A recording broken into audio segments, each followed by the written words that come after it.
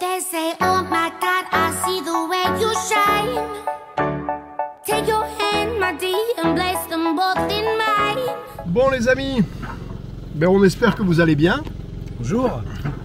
Je vous avais dit que quand Anthony serait là, on partagera avec vous quelques-unes des questions qu'il avait sur la liste que je vous ai donnée la dernière fois sur la vidéo. Et on a d'un commun accord décidé de traiter les deux questions qui reviennent le plus souvent, à savoir l'insécurité en bateau ici ou en Asie et cette fameuse sécurité sociale ou mutuelle que le monde entier nous envie et qui fait que nous restons en France jusqu'à la fin de notre vie parce qu'il ne faut surtout pas couper ça, donc on va vous en parler. On va attaquer par, je pense, la sécurité sociale et la mutuelle. Donc toi ta question c'était qu'aujourd'hui tu es à la sécu française et tu payes une mutuelle. Voilà, 220 € par mois. Familial. Oh oui, tout à fait. Ouais, t'as 2 enfants, une femme et toi. Exactement, c'est ça. Et elle te couvre Elle est censée me couvrir 100%. Elle est censée te couvrir à 100%. Voilà. C'est-à-dire que si tu casses ta paire de lunettes... En fait, je peux la changer une fois tous les 2 ans. Ok. Mais admettons qu'au bout d'1 an, je l'ai perdu ou je l'ai cassé et qu'il faut que je refasse une autre. Bah non, c'est pas pris en charge. Ça sera de ta poche, voilà. Oui, tout à fait. Ça ta poche. Ouais, comme moi. Alors, Jean-Pascal, c'est ce que tu as aussi? Moi, j'avais une mutuelle, pareil. Elle devait coûter dans les 200, 220, 200 quelque chose. Mais j'avais une part qui était prise par mon patron. Maintenant, si j'apprenais individuellement, elle me coûterait 220, 230 €. Maintenant que je suis arrivé ici, donc je ne travaille plus. Avant de partir, je suis allé, normalement, j'avais la sécu, j'ai toujours la sécu. Je vais me faire des lunettes, que j'ai payé. Et puis, révision des dents, classique, puisque je savais que je n'allais plus avoir de mutuelle. Donc maintenant, je n'ai plus de mutuelle. Elle me coûtait pareil, 200 € et une fois par an, une fois tous les 24 mois pour les lunettes. Donc ça, c'est la grosse surprise. Et donc, on a pris cet exemple-là en numéro 1. Donc le mois dernier, on est à Puerto Princesa, donc ici aux Philippines. Oui, j'ai cassé mes lunettes. Casse ses lunettes. Divine, ma compagne, a mal aux yeux. Et donc, tu vas chez l'ophtalmo. Je vais chez l'ophtalmo et je lui demande un devis. C'était une journée en plus spéciale là, où il faisait consultation et il faisait des devis rapidement. Donc pour une paire de lunettes neuves, sans verre progressif, c'était 7 à 9 000 pesos. 6 000 pesos, c'est 100 €. Et entre 12 et 14 avec des verres progressifs. Voilà, on a fait le calcul. 12 000, c'est 200 €. Voilà. Donc, lunettes à verre progressif. Et, ce qu'on oublie de dire, c'est que tu casses tes lunettes ou tu vas les faire en rendez-vous chez ton ophtalmo, ça te prend combien de temps? Au minimum 2 mois. Ah oui. Ok. Et je rappelle qu'Anthony vit à La Réunion. Et pour avoir tes lunettes, Pour faire les lunettes, c'est assez rapide. Sauf que si on compare par rapport à tes frais, que toi tu as payé une seule fois 240 € sans avoir à payer une mutuelle. Oui. Donc moi dernièrement, je me suis changé les lunettes. Donc je paye tous les mois environ 220 €. Et quand j'ai changé mes lunettes m'ont coûté 250 €. Ah oui, tu as mis de ta poche parce que tu as choisi un modèle, etc. Voilà, Ok. exactement. Des options peut-être Justement, c'était non verre progressif. Ah oui d'accord. Donc tu payes 220 € par mois pour la mutuelle, plus 220 € pour les lunettes, qui sont censées bien sûr coûter plus de 250 €. Donc on fait le calcul, c'est pas très intéressant. Moi j'ai fait le choix de plus avoir en Thaïlande ou ici. Je n'ai donc plus de mutuelle et les tarifs sont pratiquement les mêmes pour les lunettes. Et même les dents, puisque il est allé se faire des soins. Voilà, vaut mieux. C'est 1 mois de cotisation de mutuelle, les soins ou les lunettes. alors moi les lunettes, j'ai fait faire celle-là en Thaïlande. Donc rappelle-toi, quand on a commencé à travailler sur le bateau, alors je sais pas si je les avais changés ou pas. J'estimais que quand je prenais mon téléphone, j'étais encore en train de réguler avec mes bras. Donc je me dis, bon là Steph, il faut que tu arrêtes les bêtises, il faut que tu ailles faire truc. Donc je vais au Phuket Center, je rentre dans le premier magasin de lunettes. Là, ils me prennent, ils me passent derrière, ils me passent à la machine. Ils me font donc à la machine les yeux, les couleurs, les trucs, comment dirais-je, la clarté, si je suis daltonien, etc. Crac, la nana, elle arrive, elle sort un papier, elle te dit voilà, vous êtes plus 3, moins 4, moins 6, moins 8. Là, elle passe 25 minutes à me mettre des petits verres et à corriger et à lire des lettres pour être sûr que tout se passe bien, que je lis nickel. Et là, elle me dit bon, bah, écoutez, voilà, allez faire un tour dans le mall. Donc là, il est 13h. À 16h, vous aurez vos lunettes. Avant de partir, je lui dis c'est combien la paire? Et donc, j'en ai fait 2 paires pour 180 € avec la consultation. Voilà, le dentiste, moi j'avais fait un check-up complet en Thaïlande. Donc c'était il y a 3-4 ans, c'était quand j'étais parti sur sol, donc il y a 5 ans même, où je m'étais dit tu pars refaire le tour du monde sur ton propre bateau, t'es pas sur un bateau de propriétaire où t'es payé rubis sur ongle et que s'il y a un problème, il y a la caisse qui va bien derrière, tu devrais quand même aller faire un check complet. J'avais fait un check complet, la nana elle me dit il y a du travail monsieur, vous allez venir demain matin, et elle m'a pris 4 jours d'affilée, 4 heures dans son cabinet. Donc déjà pas 3 mois et demi d'attente. Et là, j'avais payé, donc il y a 4 ans de ça, 250 €. Le bridge était à 100 balles. 100 €. Donc ça vous donne une idée. Je me suis fait arracher une dent au Mexique pour 40 €. Et alors là, on a tous des petits bobos, on va à la pharmacie, on achète des pilules contre le mal de mer, on va acheter, là il s'est coupé un peu les pieds, des sparadraps, des machins, des trucs. Oméprazole, tout ce que vous voulez.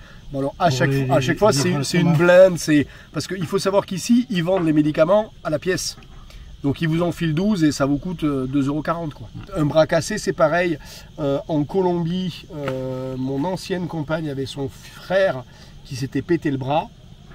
Elle n'arrivait pas à lui payer la rééducation. Donc les 12 séances de rééducation plus le plâtre, ça m'avait coûté 120 balles. Donc voilà.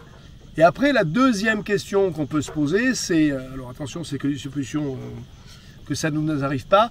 Demain, Jean-Pascal, on trouve que à force de boire du rhum, il a il a un truc grave, j'en sais rien. Il a un cancer ou un truc. Donc, tu prends l'avion.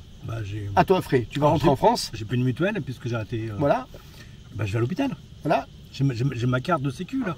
Je suis rentré le mois dernier, je l'ai activée, j'ai la mise à jour, etc. J'ai ma carte de sécu. Point final. Voilà. Bon, ça serait peut-être moins bien, etc. que si j'avais une mutuelle. Mais ils vont te sauver. Ils vont me soigner d'abord. Ouais.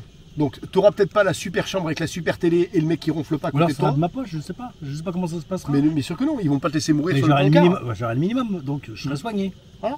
Comme Loïc qui voulait faire, etc. Donc en France, il faut savoir que quand même, et d'ailleurs il faut savoir qu'il y a beaucoup de non-résidents qui en profitent, on n'a pas le droit de ne pas soigner quelqu'un, et s'il n'a pas les moyens de payer, on a l'obligation de le soigner. Voilà, vous n'êtes pas là, vous rentrez, vous avez quoi que ce soit qui vous arrive, la France vous prendra à ses soins parce que vous êtes français et que vous avez cotisé toute votre vie. Donc la mutuelle, eh bien, on vous dit que on ne pense pas que ça va le coup. Et maintenant, il reste des cachounettes très chaudes. Et maintenant, il reste la question qu'avait Anthony, qui ne connaît pas l'Asie particulièrement. Tout à fait, avec une famille. Avec une famille, et qui se dit, bon Steph, c'est gentil votre truc, mais bon, les Philippines, ça reste les Philippines, la Thaïlande, ça reste la Thaïlande. Est-ce que si je débarque là sur un bateau avec ma femme et mes 2 gamins, à un moment donné, un soir, dans une petite ruelle, quand je sors d'un restaurant, il ne va pas m'arriver un truc, quoi. Tout à fait. Et donc ça tombe bien parce que il y a 3 jours, on était à Coron. Ouais. Et on voulait faire des courses. Et Coron, c'est pas une capitale. Donc c'est quand même des petites rues blindées de gens patibulaires, mais presque, comme dirait Coluche. Oui. On est passé par des petites ruelles populaires. Voilà, on va dire ça comme ça. Un marché de nuit, on y est arrivé, il était 19h, rempli de gens locaux. 3-4 mouillages dans des baies, là on n'arrête pas de faire des mouillages dans les baies. Ton vécu, et est-ce que tu te dis, je viendrai ici avec ma femme ou mes enfants, ou quand même, méfiat? En fait, c'est assez impressionnant, parce qu'en fait, le sentiment d'insécurité, on l'a pas. Donc on se promène. Bien sûr, on est comment dire, sollicité par des vendeurs de colliers, etc. Mais on se sent en sécurité. On a vu une police spécialement affectée, voilà, police touriste, affectée pour aider les touristes. Non, franchement, il n'y a pas de sentiment d'insécurité. Combien on a eu de visites de barques et de mecs qui sont venus le soir, machin, traîner autour, les bateaux de pêche, combien? Aucun. À part une petite lumière qu'on a vue hier soir. Mais sinon, aucun. Tout le monde s'en fout. Oui. Donc personne ne vient même pas nous voir au mouillage. Les mecs, ils en ont, mais ça leur parle même pas de venir voir le bateau. On a essayé 5-6 fois de troquer de l'alcool contre les poissons. Contre les poissons. Parce que Jean-Pascal pêche beaucoup, mais on mouille les lores. Hein, Jean-Pascal? Bah, je suis surpris, moi. Je suis surpris, mais dans le mauvais sens. Ouais. Hein. Je suis désagréablement surpris. D'ailleurs, dites-nous en commentaire, vous, comment ça se passe, parce que nous, on pêche rien. Hein. Non. Et est-ce que c'est la vitesse? Est-ce que c'est pas l'heure? Est-ce que c'est pas le jour? Ton capitaine taille sort des poissons à plus savoir qu'en faire. Putain, j'ai un capitaine taille qui est sur mon groupe Facebook. Il m'énerve. C'est par kilo, lui. Mais il est en Thaïlande. Ouais. Il pêche la nuit. Mais pour autant, quand on navigue, on voit quand même qu'il y a du poisson. Oui, on voit des sauts de poissons, des groupes de poissons qui sortent de l'eau, on voit de la chasse. Mais on pêche rien, même quand on plonge, on voit rien. Il y a 2 jours à Cebu, il y avait les requins On plonge en baleines. bouteille, hein, on plonge en bouteille. Des fois, pas le masque tuba, mais on plonge en bouteille. Hein, on descend à 30-40 mètres, on ne voit rien. Il a fait son baptême ce matin. Donc pour revenir à l'insécurité, tu viendrais en famille. Oui. Sans problème. Sans problème.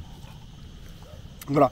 Et on peut ajouter quelque chose qui n'est pas dans le contexte de la vidéo. On a attendu que tu arrives pour faire l'eau et le gasoil, que tu vois comment ça se passe. C'est folklore, mais c'est le pays de la démerde, quoi. Il n'y a pas forcément de marina, mais il y a moyen de trouver de l'eau. Il pleut suffisamment pour pouvoir en récolter de la pluie, etc. etc. Le gazole, ben, s'il n'y en a pas, il y a toujours une station quelque part, station routière. Donc, Et l'eau, comment on a fait, tu peux expliquer? Au puits, On est allé dans un puits. dans un puits familial. Ouais, à 10 mètres de la mer en plus. Dans une ruelle. Il y a une dame qui s'est proposée qui dit: mais moi j'ai un puits, venez prendre l'eau. On a pris l'eau du puits pour mettre dans le tank. C'est pour prendre la douche. Hein, voilà, c'est pas de l'eau qu'on boit. hein, c'est pour laver le pont, pour prendre la douche. Donc il faut savoir que même au niveau... donc les gens qui sont ici mangent comme nous. Donc à un moment donné, il y a toujours moyen de faire des courses, de trouver de la viande, du frais. Alors c'est sûr que si tu veux manger du saumon fumé, c'est compliqué, ou du camembert. En Thaïlande, Mais, tu trouves. ouais. Mais c'est très cher. Tu vas trouver alors, les trucs de base, du poisson, du poulet, du riz, des épices, du concombre, des œufs, etc. Ça pose aucun problème.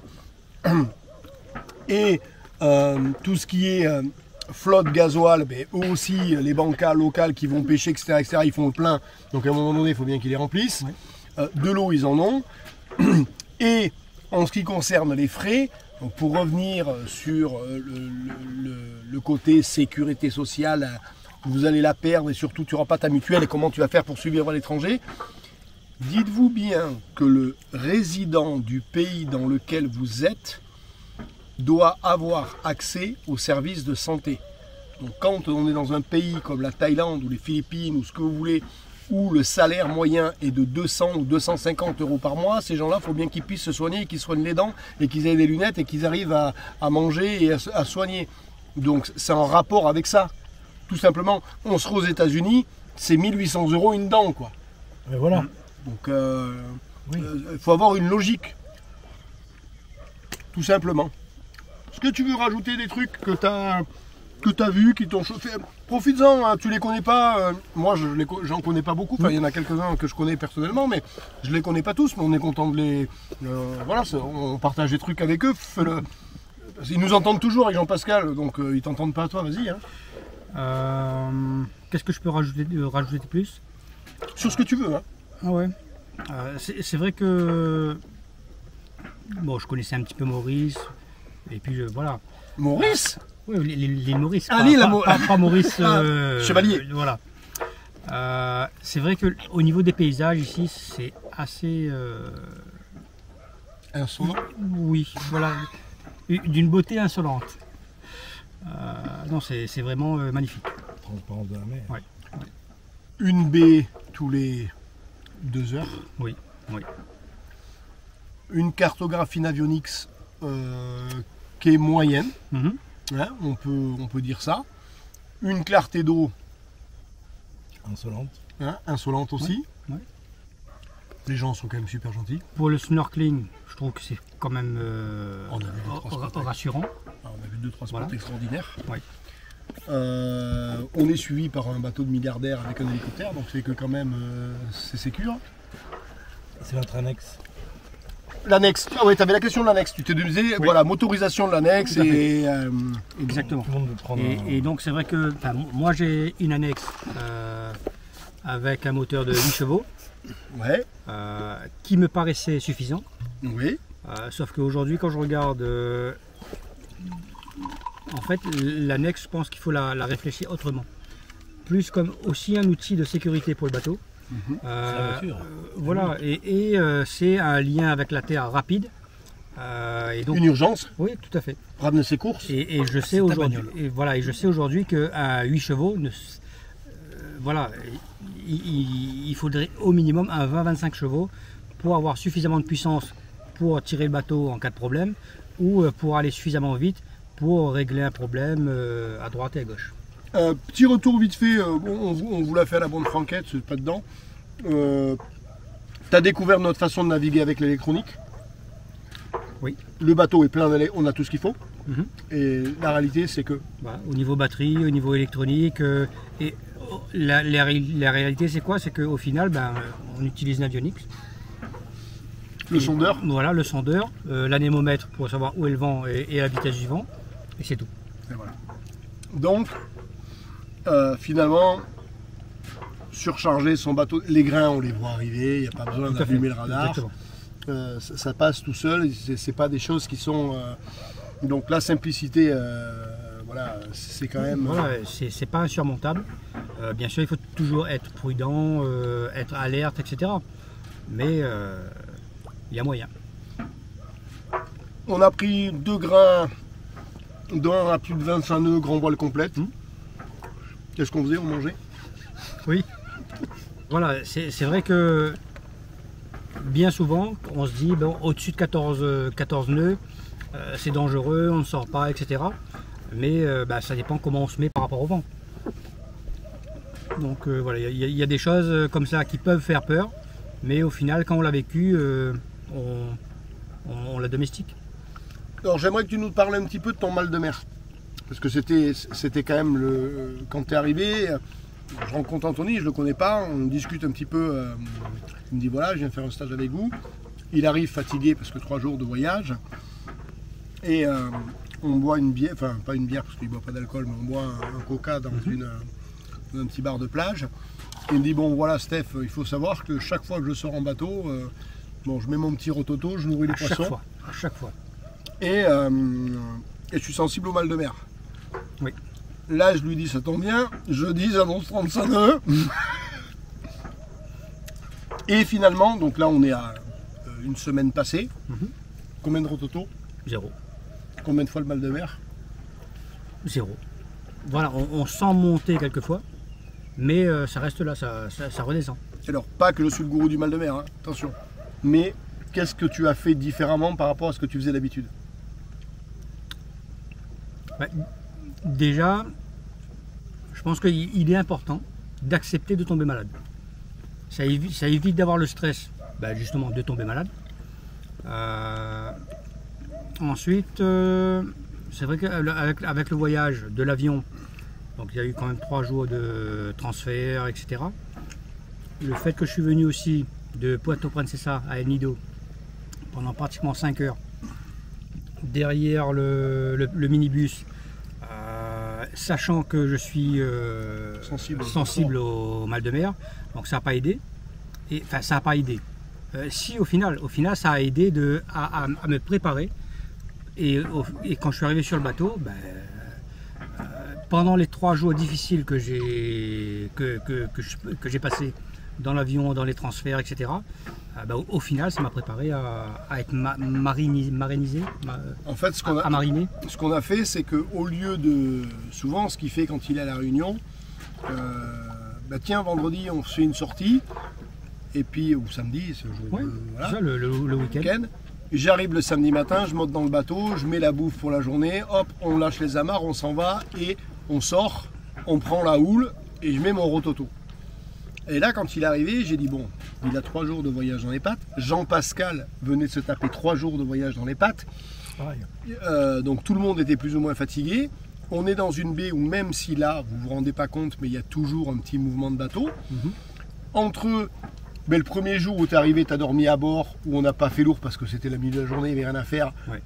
Tu as passé quand même 12 heures jusqu'au lendemain matin sur le bateau où tout doucement ton corps s'est fait au petit mouvement. Le lendemain, au lieu de se barrer comme des voleurs, on a été faire le gasoil, l'eau, donc des allers-retours en annexe, des retours avec le seau, je vide les trucs, machin. Donc tout ça, tu es dans un élément où ton oreille interne et ton cerveau, elles sentent tout ce qui se passe. Encore une nuit sur le bateau, ce qui fait qu'à un moment donné, ça fait 2 nuits sur un bateau qui bouge légèrement. Le lendemain matin, quand on part, ça bouge. Et alors, alors c'est bien. Est-ce que c'était pas le fait que c'était pas ton bateau et tu n'avais pas la pression du capitaine sur toi? Je ne sais pas, c'est possible. Mais c'est vrai que c'est la première fois que j'éprouvais du plaisir à naviguer. Avant, c'était un combat contre moi-même. Et là, c'est vrai que c'est la première fois que j'éprouve réellement du plaisir et c'est assez rassurant pour le futur. Allez, on va pas vous faire une vidéo de 2 heures. Par contre, là c'est le moment, il faut que tu fasses un petit mot à la famille. Ah bah il faut que tu fasses bisous à madame. Bisous aux enfants, Nicolas et Clémentine. Et puis à ma petite femme chérie qui m'attend avec impatience. Et dis-le en créole. Miamao, chérie. Les collègues de boulot, eux c'est pas grave. Les collègues de boulot, à très bientôt.